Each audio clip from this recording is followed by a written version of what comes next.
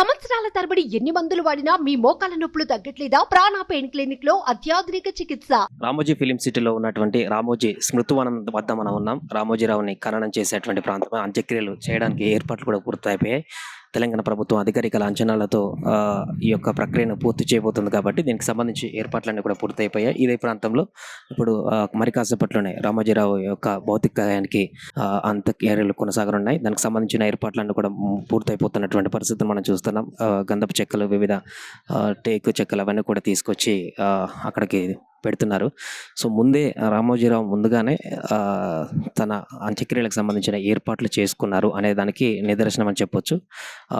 ఈ సువిశాలమైనటువంటి ప్రాంతంలో 5 ఎకరాలకు పైగా ఉన్నటువంటి ఈ ప్రాంతంలోనే మొత్తంగా చుట్టూ పారిగోడతో పాటుగా మధ్యలో స్మృతివనం లాగా ఖననం చేయడానికి కావాల్సినటువంటి ఏర్పాట్లను ఎగ్జాస్ట్లో కూడా పెట్టేసి పూర్తిగా దీన్ని నిర్మించుకున్నారు.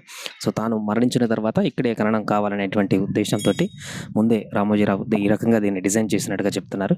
సో మరి కాసేపట్లోనే ఇక్కడ ఈ అంత్యక్రియల కార్యక్రమం కొనసాగుంది. దీనికి సంబంధించి ఇప్పటికే చాలామంది ప్రముఖులు కూడా నిన్నటి నుంచి వస్తున్నారు. ఇప్పుడు లాస్ట్ అంత్యక్రియలకు కూడా చాలామంది ప్రముఖులు ఇక్కడికి విచ్చేయనున్నారు.